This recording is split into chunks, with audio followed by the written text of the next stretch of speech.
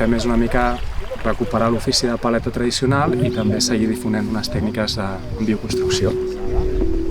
Llavors hem de generar aquesta alçada i ho fem també per posar valor als oficis tradicionals i per difondre unes tècniques que, si no les preservem, desapareixeran. Vale! Guai, no? Sí, i el cafè és El que fem és intentar entendre com treballem materials locals des d'una perspectiva, diguéssim, ecològica i respectuosa amb l'entorn. Ho fem a través de la construcció d'uns prototips que els alumnes construeixen de forma a estones individuals, altres per parelles i altres en trios, de manera que puguin aprendre tot a través de la pràctica. 5-6 hores diàries de pràctica i 2 de teoria per acabar de lligar conceptes.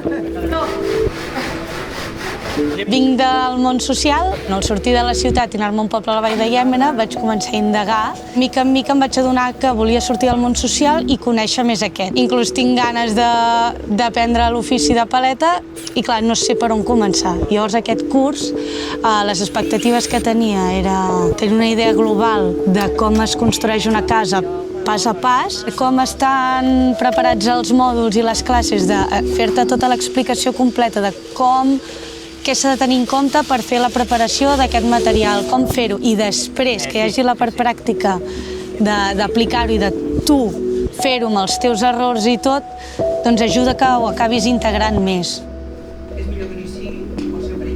És un curs que està enfocat obert a tot el públic, són 15 dies, 15 dijous.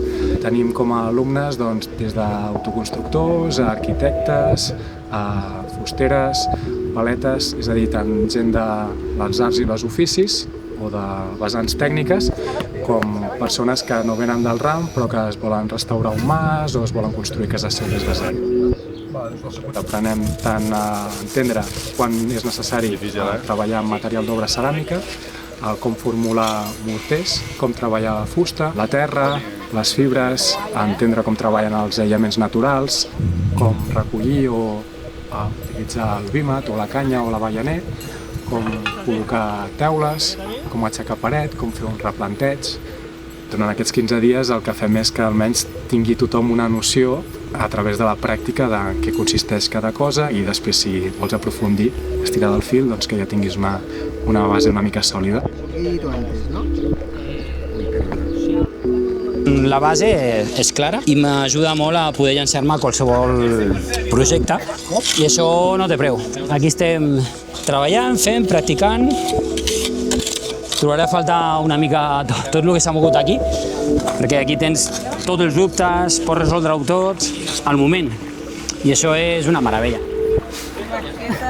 D'aquí m'emporto uns coneixements una mica amplis de tot, generals, i alhora una xarxa de companys i companyes que sé que hi puc comptar amb ells per al dia que m'envalentoni a fer alguna cosa, al igual que ells també poden comptar amb mi.